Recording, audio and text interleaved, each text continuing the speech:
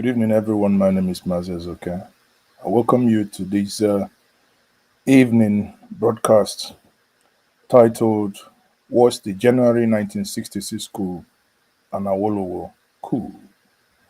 I do not in any way or shape or form, just a disclaimer, try to say that Awolowo was involved in that coup. No, that is not what I am about to do this evening. This evening, I'm only trying to establish um, a point that ideologies can influence actions. Ideologies can influence actions. And I want to use also the opportunity to say unequivocally that the 1966 coup was never in any way, shape, or form an Igbo coup. However, there is something that incidentally has begun to, be very clear. If we go back to 1963, when uh, Chief Pa Obafemi Awolowo, when he was jailed, fast forward, just oppose that to the current realities of today, you would probably agree with me that there is some level of curiosity that we can actually look at and begin to want to make sense of the things that has happened before now, right? So, and in trying to do that, permit me now to look at this way. In it appears, as I will show us now, it appears, in my view, having read so much about the coup, including Awolowo's book too, including this, that he wrote himself. And eventually, I will read an excerpt from his book here in order to buttress my point. But one thing that is very clear, people, is that all those killed, the civilian leaders that were killed in that coup, with the exception of Dr. Nnamdi Azikiwe, were all Awolowo's enemies. I repeat, all those civilian leaders across Nigeria that were killed in that coup were Obafemi Awolowo's enemies. How come? Why would that happen? That is a question. If you look in 1960, after the independence, recall that Sir Ahmadu Bello, who was initially offered to be the prime minister, but he declined that he has a duty with his people up north, and he reclined to become the political leader of his people, went back to the north and became the Sadwana, a position that appears not to be in existence since after he was the person who actually made that position prominent.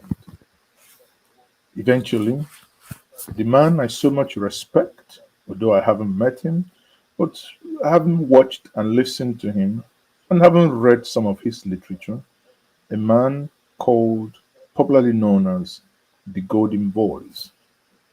Sadly, that he was killed. That is the former prime minister and probably the only prime minister Nigeria ever had. We may in future have prime ministers, but for now, the Golden Voice. Sir Abubakar Tafawa Balewa. He was killed. Again, he is the next person that is considered Chief Obafemi Awolowo enemy. So three prominent individuals, civilian individuals, are considered Obafemi Awolowo's enemies. Dr. Nanda Azikiwe, who incidentally was not in Nigeria when that coup happened. But the two people that were in Nigeria were the Prime Minister and the Sadwana of Sokoto. Sadly, again, I cannot emphasize this enough, these two individuals lost their lives. Now, if we just oppose the fact that those who orchestrated this coup and their thinking, as was also confirmed by those who took part in that coup, while we struck by Ademoyega, Colonel Bulia, those who are still alive, in their books, they made it abundantly clear that it was an ideological coup, and the only reason why that coup happened was because they were expecting to hand over to Pa Awolowo to lead the ship of nation. If you go back and listen to why they struck, you would actually find out once more that they were against corruption, 10 percenters, especially Akintola, right? Because in one of his, in one of, in this book, Awolowo referred Akintola as a man who believed in, you know, a transactional politician who believed in, you know, why Awolowo is grounded in ideologies. For instance, when Awolowo talked about confederation as opposed to federalism, now he was making allusion that those who were basically talking about confederation, not really understanding it, are more of the transactional politicians. And if you read other literatures, you will see how Akintola was painted as someone who, in today's world, I don't want to mention him, but those that sing "It dey pain you as it dey pain me," um, as they are considered transactional politicians. Those, many of them, there are too many, them, those who can grab it and run with it, the way they are considered as transactional politicians. But Pa Awolowo was rooted in ideological driven politics, where he believed in the people's welfare. And if you just oppose it to the reason why they struck, you now begin to get a clearer picture that his thinking influenced those who led that coup. Then, if his thinking influenced those, if his thinking, his writing, his speeches, the way they see him, if it influenced those that led the coup, will it then be fair to say that 1966 January coup was an Awolowo coup, right? Because indirectly he influenced it. Let me bring someone here who also sees it as the 1966 coup was the coup that was also influenced by Awolowo. Like I keep telling us here, I have someone that I respect so much in what he does. That is Edmond Obilo. Edmond Obilo does the state affairs with Edmond Obilo on YouTube channel. I would advise if you really want to deep dive, if you really want to get a deep dive into the Nigerian history, please by any means subscribe to his platform. Watch him. He's the one that made me. I mean, like I said to us the other day, I bought about 17 books written by Abafamili Awolowo. I haven't finished. I think I'm in my. I don't know. I think I'm in my third or the fourth book. I haven't finished reading all the books, but it's really quite interesting to see the reasoning of that sage. So let's quickly get into this conversation here. Take a listen. Of August 1966, about 4 days after the counter coup. Some said Ojukwu released him. Others say it was the Gowon federal government who released him from Calabar prison. Officially, it was the federal government. But as at that time, given the unease in Nigeria, the regional governor for East had physical possession of Awolowo. He was in Calabar prison. The states had not been created. If he was unwilling, it would have been possible to release Awolowo.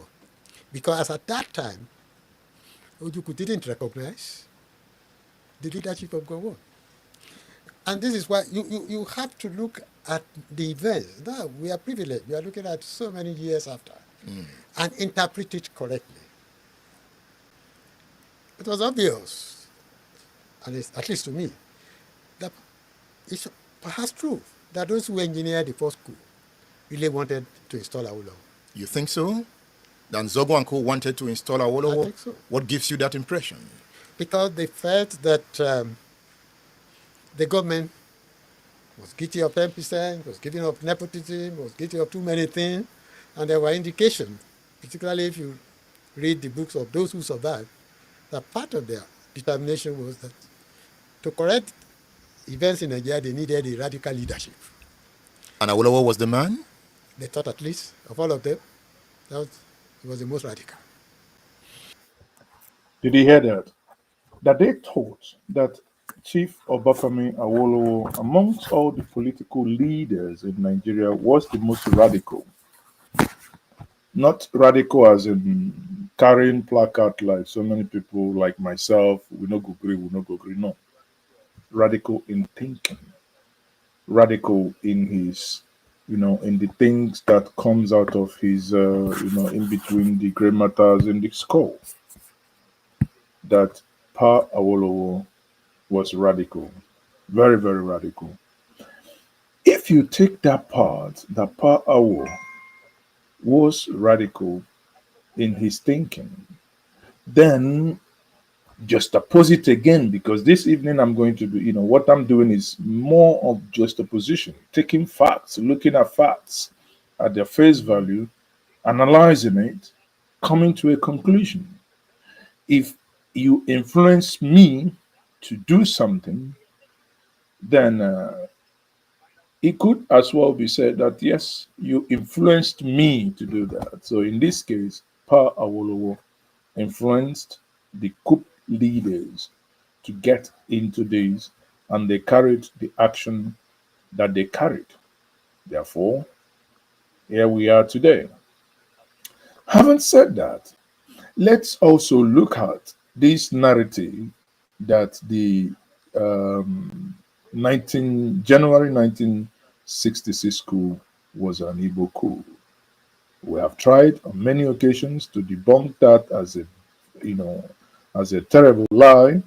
Although there are those who have not gotten position within this government, at the out, a couple of them are out there trying to fan the amber of hate to say by all means that this coup is, or rather was, an Igbo coup.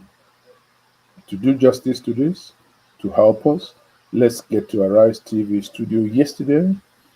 Video credits to Arise, and let's listen to my good friend Professor Killer and OG and Rufai Osemi. The Igbo Apex Group, Ohaneze Ndi Igbo, on Sunday demanded an apology and 10 trillion naira in compensation from President Bola Ahmed Tinubu to be paid to the Igbos following the revelation by former military president Ibrahim Badamasi Babangida that the 1966 coup was not an Igbo coup as alleged. The revelation was contained in IBB's memoir, A Journey in Service. The group noted that the coup unleashed disastrous repercussions on the Igbo people, among other factors, which ultimately led to the horrors of the... At this point, I am kind of taken aback why Arise TV will make this terrible mistake. The press statement they will be reading, I'll put a caution here. is not from Ohanes and Igbo. I had expected, because last night I wrote Rufai. I haven't checked if he has replied. I am taken aback that Arise should know, better. Ohaneze Ndi Igbo, led by Senator John Azota Mbata, did not issue any statement to this matter. However, the factional leader, those who did not conduct election but decided to stay in one hotel and crown themselves as leaders of Ohanes and Igbo, issued a statement. Hence, the demand of 10 trillion, please do not be deceived, is not coming from Igbo. This is as a note of warning. If Arise TV yesterday added a caveat that the text they were about to read is from the sectional or the factional leadership of Ohaneze, it would have made more sense so that the public would not assume that the great Igbo nation, reduce themselves to a token of 10 trillion for whatever may have happened. The only place I may agree with them is to say that I think, at this point, there must be national healing and there ought to be an apology. And maybe the 29th of May should be declared a public holiday in Nigeria to mourn the heroes, those that died in that war across board. Biafra War. Let me take their statement in part. The group wrote, the Apex Igbo Social Cultural Organization, Ohaneze Igbo, extends its profound appreciation to General Ibrahim Badamasi Babangida for his remarkable courage in officially declaring that the January 1966 coup was unequivocally not an Igbo coup. This pivotal acknowledgement is not merely a correction of historical nomenclature, but a significant moment in our collective pursuit of justice and reconciliation, signaling a potential end to the historical vindictiveness and cruelty that have been pervasive in federal government policies towards the Igbo nation. His forthright exemption of the Igbo from the egregious classification as enemies of the northern region in the aftermath of the coup is both timely and necessary, even if it arrives decades later. The mislabeling of the 1966 coup has unleashed disastrous repercussions upon the Igbo people, most tragically culminating in the January 1966 counter-coup, which decimated a military head of state of Igbo descent. The staggering loss of life, with approximately 3 million Igbos, predominantly innocent women and children, slaughtered during this conflict, continues to reverberate through our collective consciousness. In light of these egregious injustices and the deliberate neglect exhibited by successive administrations, Ohaneze Igbo hereby restates its demands as articulated previously during the Justice Oputa-led Judicial Commission for the Investigation of Human Rights Violation panel in 1999.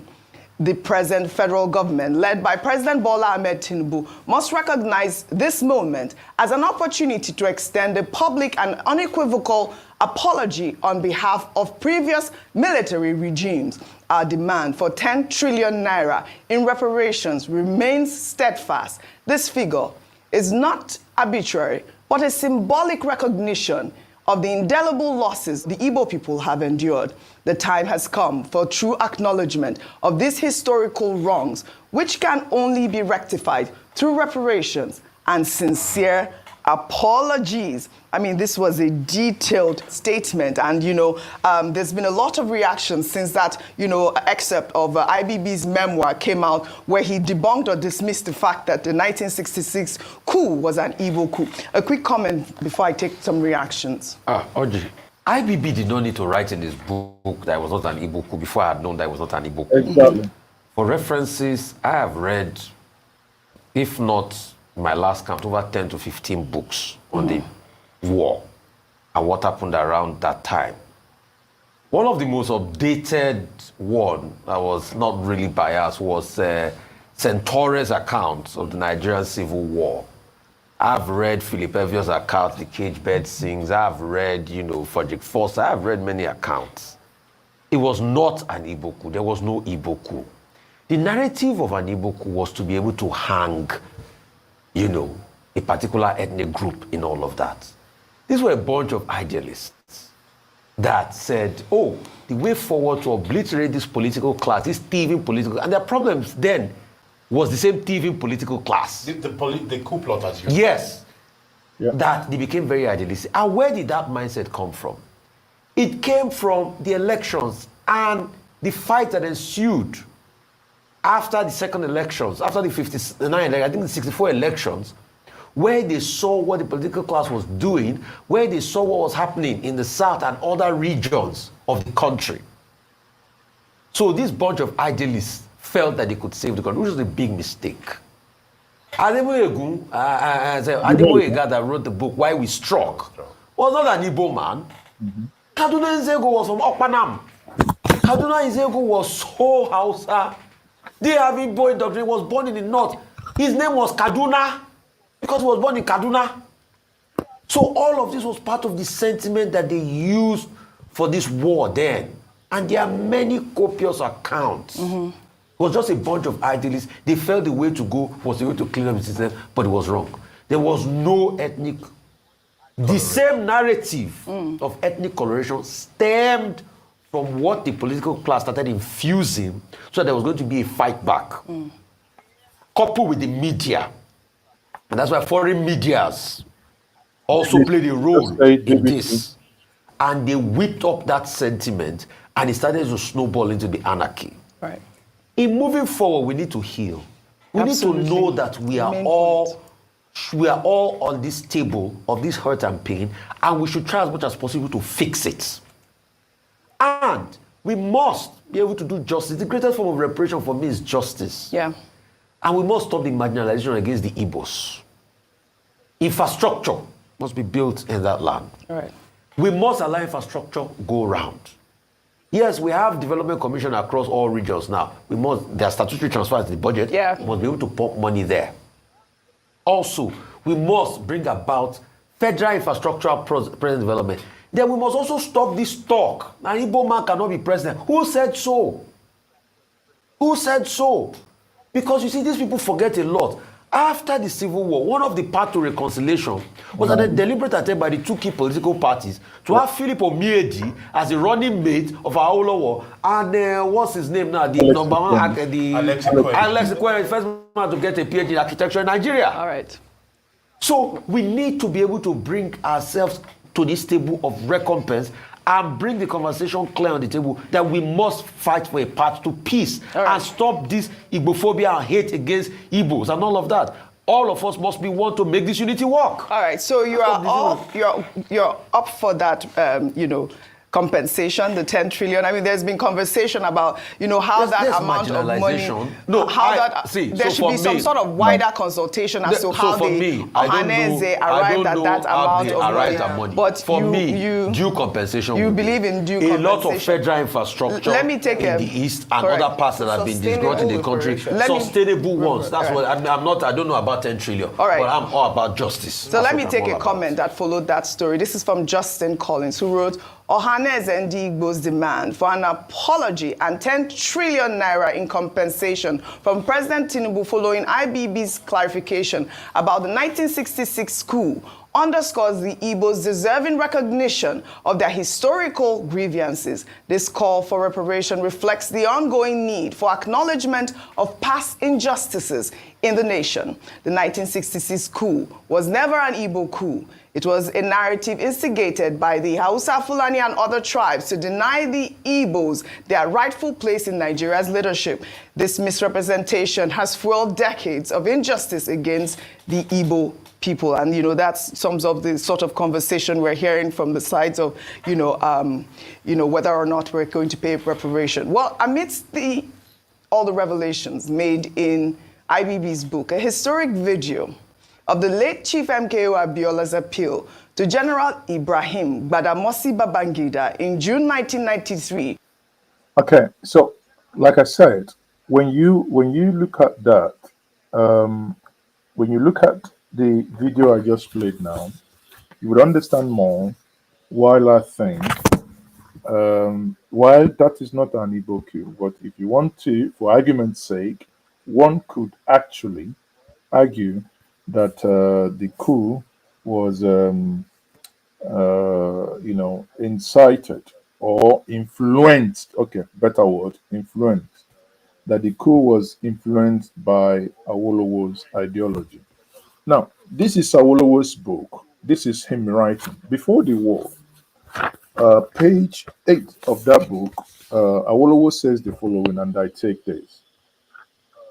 From the very beginning, from the time that I knew, underline that, from the time that Awolowo knew, when people didn't know, but he knew, from the very beginning, from the time that I knew that the federal government was going to wage war instead of trying to put things in check. In this case, putting things in check means trying to ensure that there was never a war, trying to ensure that there was peace, trying to ensure that compromises are made. Because at the end of the day, we could not have, we shouldn't have gone to war. I know feelings were high, I know emotions were high, but if more efforts were made, we should not have gone to war. Because at the end of the day, we have blown ourselves up. At the end of the day, we came back in a round table to make peace. Why did we discard that table?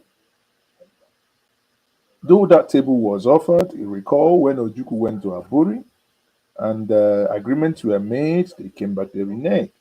So there is, a couple of things. And in Awolowo's words, now knowing, understanding what happened, and Awolowo wrote the following. From the beginning,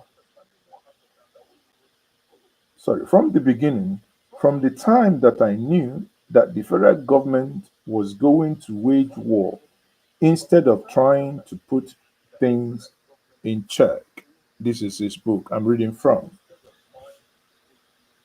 I made up my mind I wasn't going to participate in the ad hoc conference which was going on at that time, and I stated quite clearly that one of the reasons for my resignation was that they were preparing for war instead of reconciliation.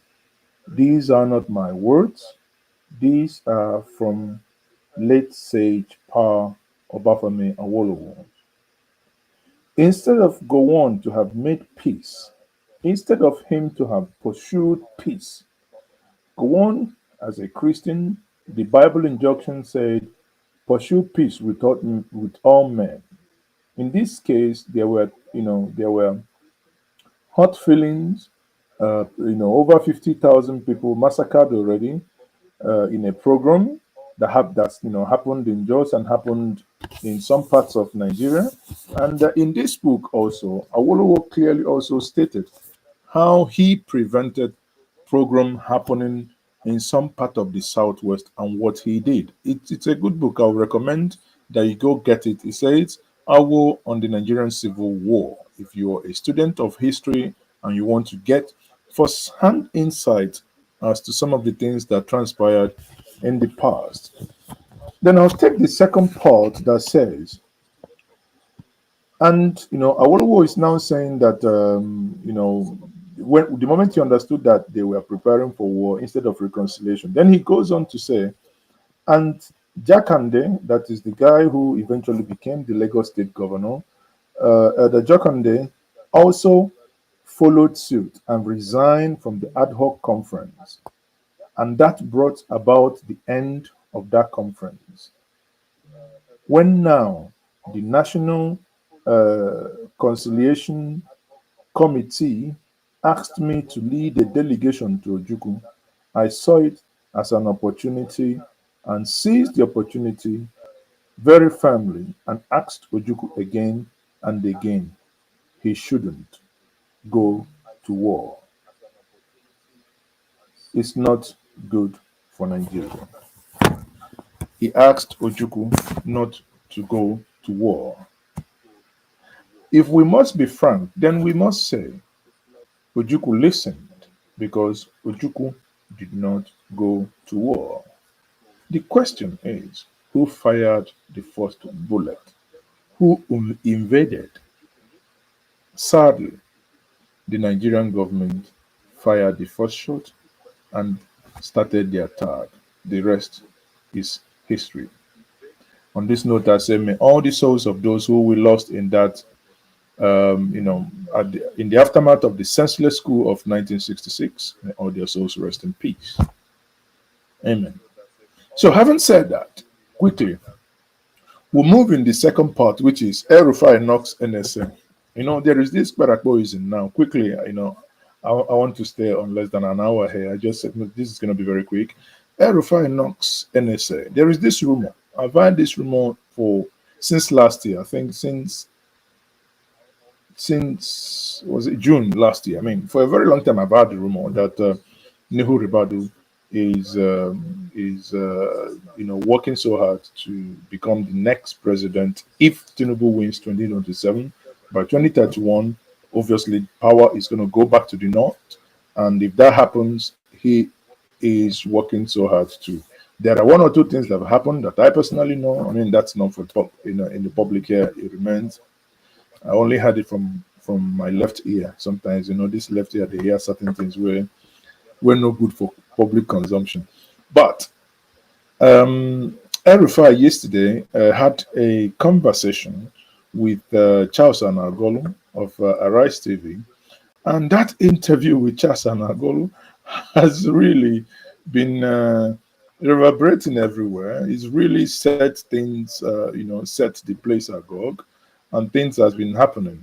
Now let's look at Arise TV, view on that conversation yesterday, and take reactions to the viral interview granted by the former governor of Kaduna State, Nasiru El-Rufai, right here on Arise News. El-Rufai, during the interview, accused the National Security Advisor, Nuhu Ribadu, of attempts to destroy his reputation, alleging that Ribadu is nursing a 2031 presidential ambition. El-Rufai also alleged that Ribadu is collaborating with Uba Sani, the governor of Kaduna State, and the Independent Corrupt Practices and Other Related Offences Commission to destroy his image. Well, he spoke to Charles Anyagolu. Let's take a look before we take some reactions. This project of destroying Nasir El-Rufai is Nuhu Ribadu's conception. He's the architect and he's the builder of that project, and he's the one working with Ubasani to implement it. So far, it has been frustrating for them because they have not been able to find anything. In fact, what they have resorted to doing in the last 2 weeks is to be calling lower level people and some of my officials and saying, implicate Nasir El-Rufai and your problems will go away. This is what the ICPC has become. The EFCC is far more professional. They have, done a much better job of it. And now that we have seen that the whole thing is a charade, we are going to start fighting back, okay? Ubasani is not my friend. Nuhu Ribadu is not my friend. They were my friends at some point, but not anymore. Somebody wants to destroy my reputation. Why? Nuhu Ribadu wants to be president in 2031. Well, he has to eliminate every northerner that he thinks is in the radar. That's what's going on. All right, accusation galore. And I'm glad Charles Anyagolu actually, called on Nuhu Ribadu and all the other people he accused for a right of reply, because obviously this is a weighty allegation. But, he said something there that... But Oji, hold it there. Don't run too fast, Oji. Oji, don't run too fast. I do not see any reason, nothing wrong in Nuhu Ribadu having an ambition. But politicians, they know where the belt is, and they know where the other one is, and they know where they want to hit. Because Before Erofai said this in a national TV, it's been rumor many of us been hearing. Like when we had the end bad governance protest, there were certain things that happened that rumor really that around August became prominent in certain quarters. That people started saying, "Oh, is that the reason why XYZ was happening, BAD was happening?" So people were trying to connect the dots. But for him now coming up to say this, he is not, again, he did not deny that he was not going to run. He only said he's busy with his work, that the other person is not this thing. What this has done now is going to now make it some individuals will pay more attention as to what is going to be his next move. Some people, especially people from the north, because Erufai has ambition to become the Nigerian president in 2031. Kwankwaso has ambition of becoming Nigerian president in 2031. Zulung has the ambition. Bala Mohammed has the ambition. Even Obasani, because as of that time, the current governor of Kaduna State, at that time he will be stepping down as governor of that state. So he has the ambition. So just pay attention and bear in mind that this is political gladiators fighting, and they fight in a way they know how to fight best, and they are fighting dirty. They are not slinging. Cracked me up. He said, "Nu is not my friend. Ubasan is not my friend. Who is your friend? Oga, who is your friend?" These were all the people that he said that as well. But all right, let me take reactions because you know that there will be reactions. Let me take this from Reno Omokri, who wrote, "Nasiru El-Rufai, the professional political kneeler who failed at being a leader and now needs a political healer. General Obasanjo retired as head of state in 1979. After 20 years, he returned as president. General Buhari left power in 1985 and returned 30 years later. Asiwaju Bola Tinubu left the stage as governor of Lagos in 2007. 16 years later, he is Nigeria's incumbent democratically elected president. Nasiru El-Rufai should learn from these eminent persons. Use your time out of office to be a statesman rather than a boogeyman. Be a loyal buddy rather than a royal bully. Build your political network rather than destroy your societal net worth. Just 1 year out of power, and Nasiru El-Rufai cannot stand the cold.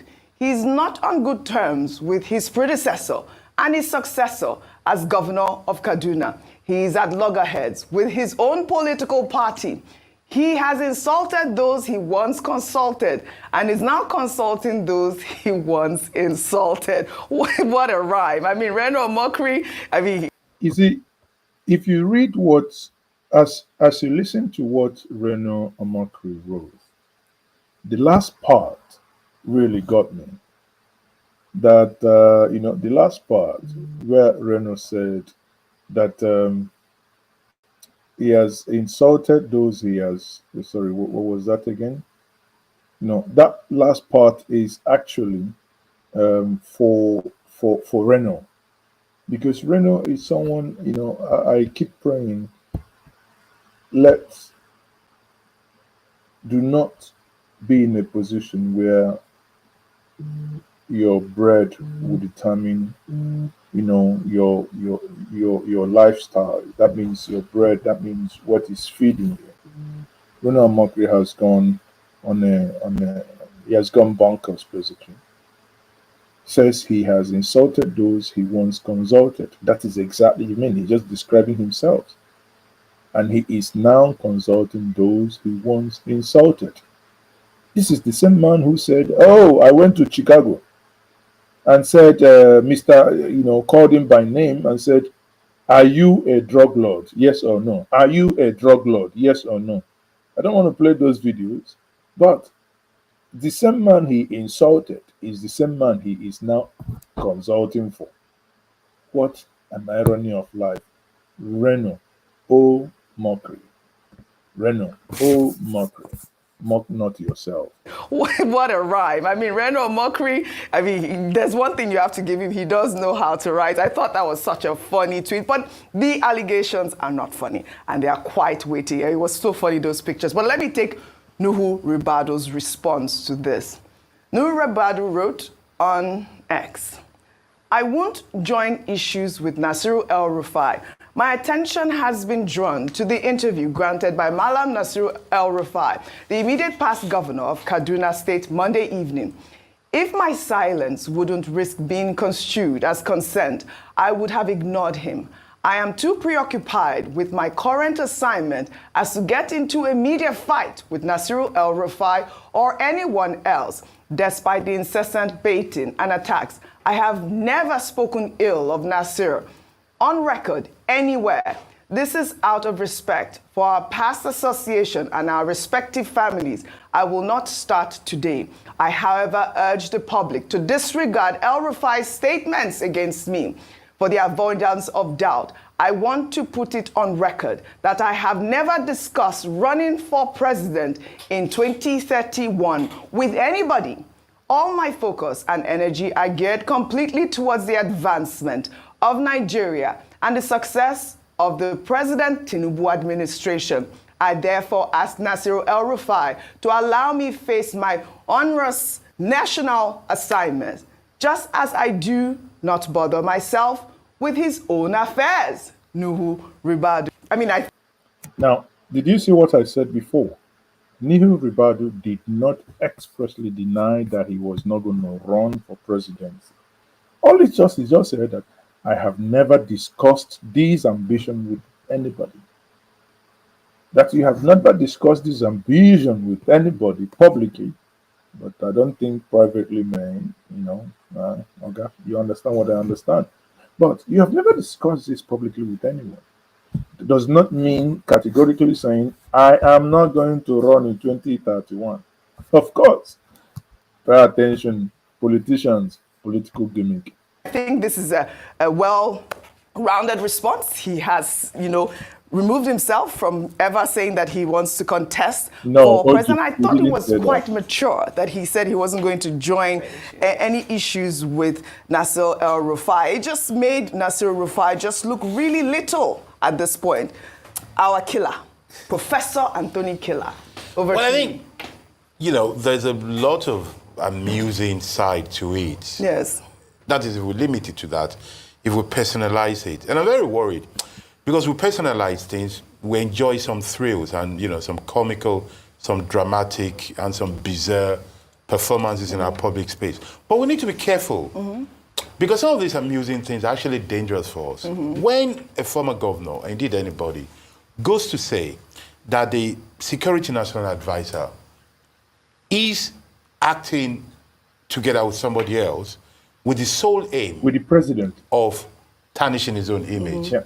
Do you realize that that is a very strong allegation? Because if it is true, it means the National Security Advisor and the governor are committing crimes. They're abusing their office and they're using it to humiliate somebody, to oppress them. The response of Nuribadu is a good response in terms of the pros and in terms of the decorum displayed. But I dare say he has a duty to report El-Rufai to law authority for defaming him and for accusing him of a crime. If we want to build institutions... Professor, my good friend, he's not going to do that. One is El-Rufai may have information regarding to the reason why he was disqualified based on security reports, and who pulled the strings from the from the back. Recall that El-Rufai even attended Senate committee clearance, and Senate asked him questions pending when his name would be released. Suddenly, his name vanished. Others are also, conspiracy theory abound. Some are saying that it could be the reason why Tinubu did that to him was towards the tail end. He did not support Tinubu. He supported Amechi. There is a premium time report on that. So if he supported Amechi, Tinubu probably would have considered, oh, you tried humiliating me last minute. I'm going to pull my own fast one on you last minute, probably using the NSA last minute. That again remains on the realm of speculation. However, that speculation sounds true in our ears. Beyond the drama, beyond the amusing things, there's some very serious, sober, dry things that we need to learn to do if we really want to build institution. Because by the other side, we say if it is not true, he needs to denounce. But if it is true, then what he's doing is a very grave thing. I think we need to be careful. Every time he talks, people say it's because they didn't make him minister. Partly it's because they didn't make him minister. Because if he were minister, he would be very busy ministering. He won't be. It is because he's not a minister that he has time to say what is wrong in the ministry. So it's a related thing. But I think we as citizens and consumers, I dare say, we need to see the quality of the offer. Is he saying what is true? Is he saying what is appropriate, regardless of his own intention? Because let me assure you, every politician is there for ambition. Yes. The difference is what do they do without the ambition and how do they get there? All right. And I think the ambition is legitimate. Anyway, people, I mean, you've seen it. And to round it up, I do, in conclusion here, believe that the January 1966 coup was influenced by the ideologies espoused by late Pa Obafemi Awolowo. That is my own view. That's my conclusion.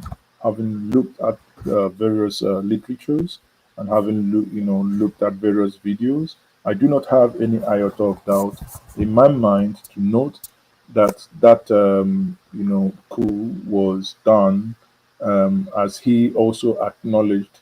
Likewise, those that were involved to say that this coup was done to enthrone him as a Nigerian, head of state. As of that time, because of the ideologies, because many people say that these were radical revolutionaries who believed in radical ideology. And in that radical ideology, also many literatures and many people who were involved also say that Pa Obafemi Awolowo was a man of radical ideology. On that note, I say thank you very much for joining me. Please, by all means, like, share, and subscribe. If you haven't subscribed to us and you've been watching us, please, we beg you, that will go a long way in helping us. Thank you. If you also want to support us, you're free to do that. You can use the super sticker, super chat to do that. On that note, I say good night. I am still Mazi. It's okay. Bye. La la la la la la.